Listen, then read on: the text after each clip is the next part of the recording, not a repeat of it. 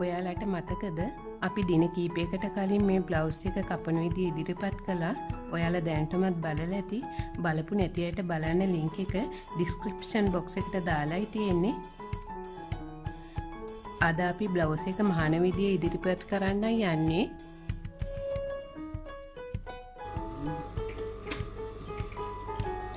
දැන් බ්ලවුස් එකේ පළු දෙක එක මත තියලා අඟල් භාගයක් මැහුවාසි තියෙනසේ මූට්ටු කරගන්න. මහන්න පටන් ගැනීමත් අවසානයක් ටැග් කරන්න අමතක කරන්න එපා. නැත්නම් ලිහින්න බලනවනේ.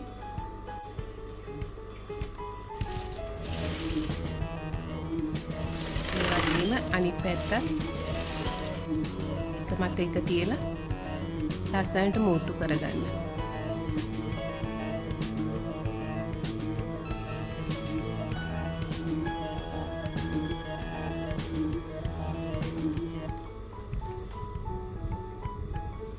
දැන් පළු දෙක එක මත එක තියලා උරහිස මේ ආකාරයට සකසා ගන්න. එතන තමයි උරහිස මුදුන.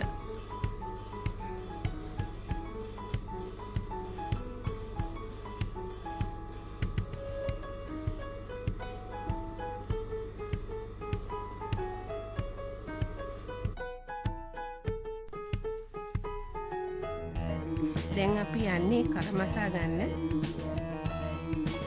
මේ තියෙන්නේ කර්ණාකාර පටියක්. මම ඔයාලට කියලා දෙන්නම් කොහොමද කර්ණාකාර පටිය සකසගන්නේ කියලා.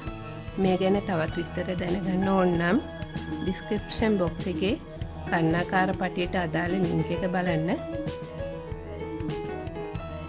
ඊට පස්සේ වටා මේ පටිය ඇතුළට දාලා උඩින් කෙළවරෙන්ම මසා ගන්න. හරිම ලස්සනට නීට් එකට මහගන්න පුළුවන් මේ කර්ණාකාර පටිය නිසා.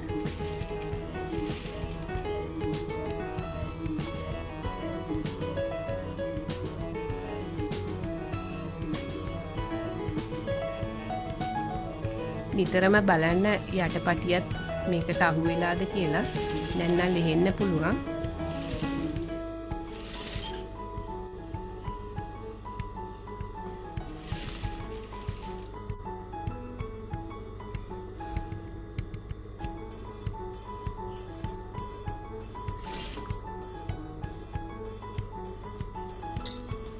අවසානයේ පටිය දිග වැඩි නිසා මෙහෙම කපන්න. මේකේ අවසානයට යට පටිය කෙලවර පිටට නොපෙනෙන විදිහට ලස්සනට මේ වගේ පිළිවෙලට නමලා මසා ගන්න.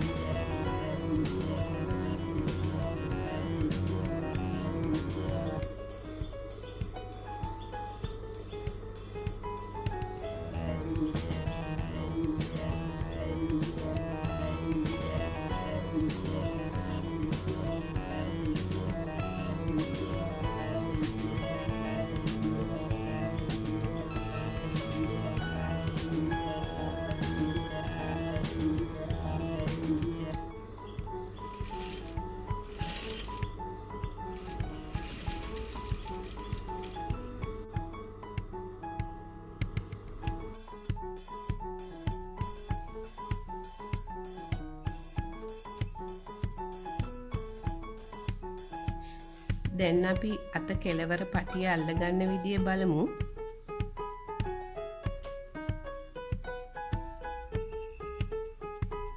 මේ වගේ අඟල් 3ක පළල පටියක් අරගෙන ඒක මේ වගේ අඟල් භාගයක් දෙපැත්තෙන්ම නවලා අයන් කරගන්න. එතකොට අපිට පටිය ඇඹරෙන්නේ නැතුව නීට් එකට මහගන්න පුළුවන්.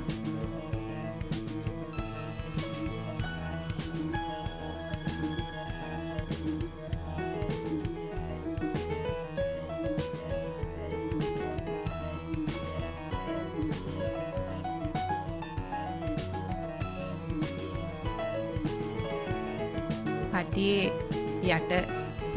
යට පටිය ටිකක් එළියට පනින විදියට තියලා උඩ පටිය ඊට උඩින් තියලා මහගන්න. එතකොට යට පටිය එකට මූට් වෙනවා ලස්සනට.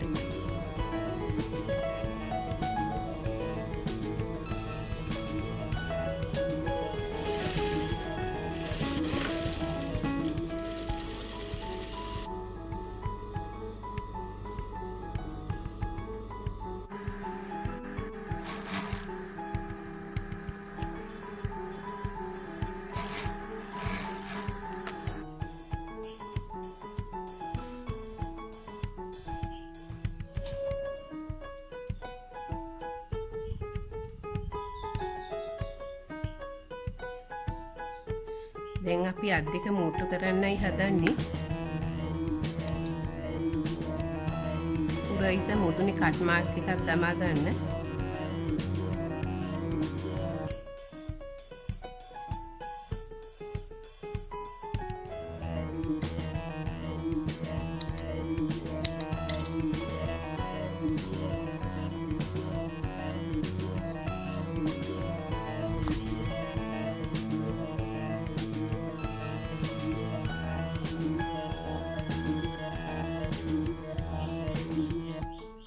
ඒ වගේම අතෙත් කට් මාර්ක් දාගන්න ඕනේ.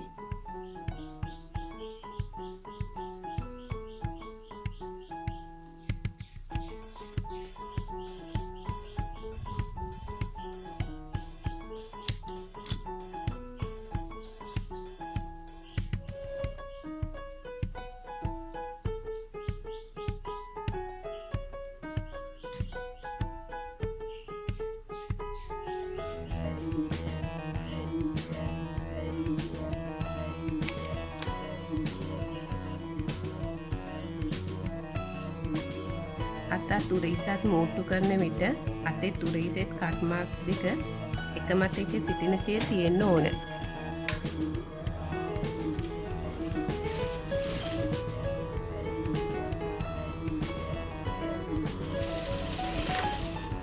මම නම් මේ අතට පොඩි රැල්ලකුත් දාගන්නවා.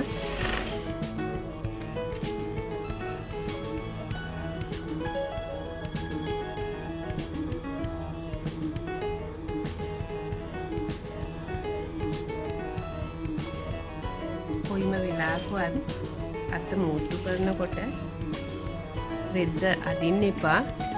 එතකොට අත රෙලි වැටෙන්න බලනවා.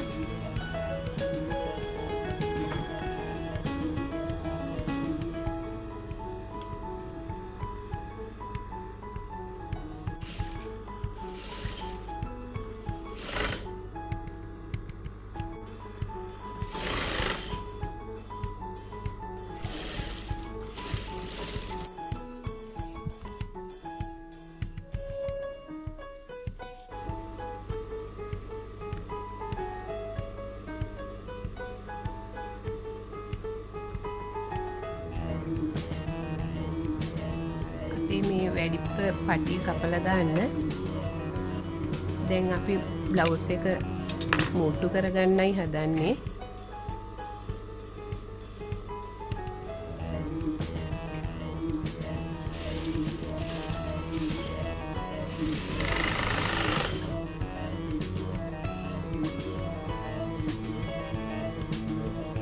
බ්ලවුස් එක නිවැරදිව කපා ගත්තා නම් මේ වගේ අත්කට එකමත් එක සිටිනවා මෙහොම.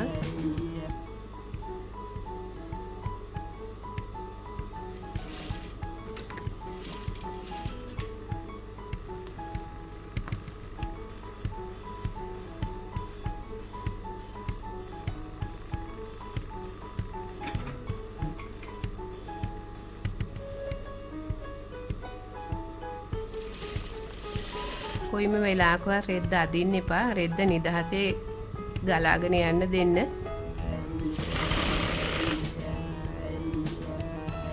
දැන් අපිට තියෙන්නේ බ්ලවුස් එකේ ඕපන් එක හදන්න. එතෙන්ට ආපුවම අනිවාර්යයෙන්ම ටැග් කරන්න.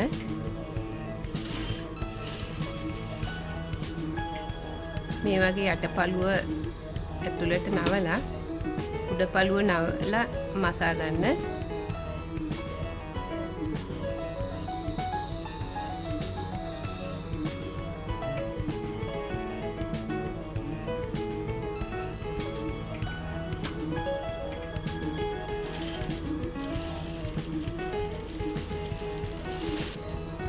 දැන් ඉතිරි පැත්තත් මේ වගේ නවලා මහසා ගන්න.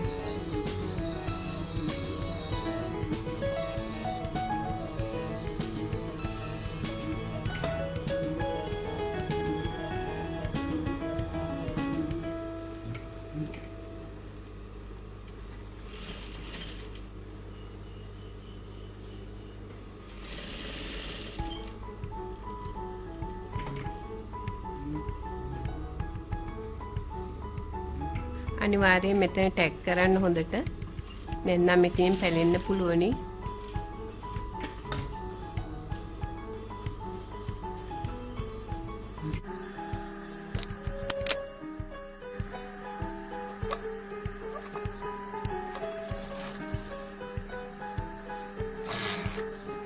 ඔයාලට පේනව නේද මේ එකමත් එක ගානට හිටිලා තියෙන හැටි?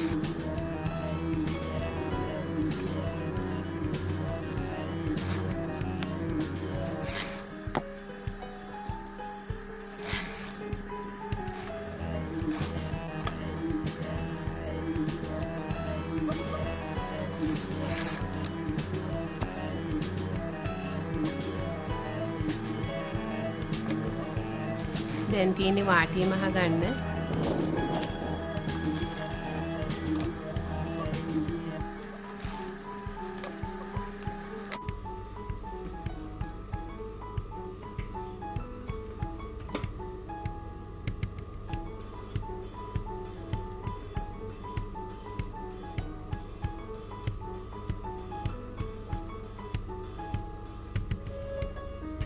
මේ වගේ හීනියට වාටිය මසා ගන්න.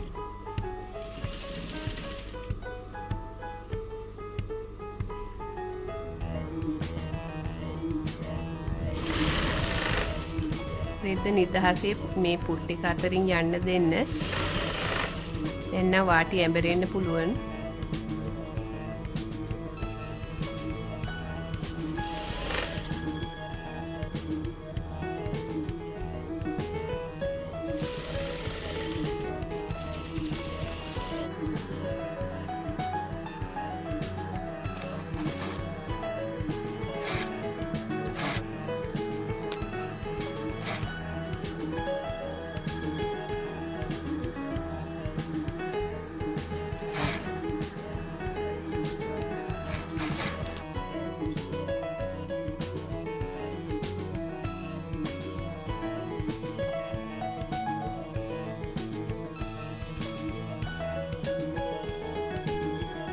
අපි දිගටම මේ වගේ මැහුම් මොස්තර දානවා.